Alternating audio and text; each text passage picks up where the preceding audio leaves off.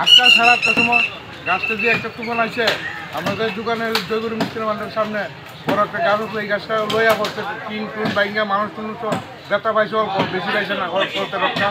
আপনার দেখা যায় তার সিরা যে অবস্থা, গাড়িগুলো বড় তারপর আসতো না, গাড়ি থাকলে গাড়িও বাংলা 4-5টা গাড়ি থাকে সবসময়।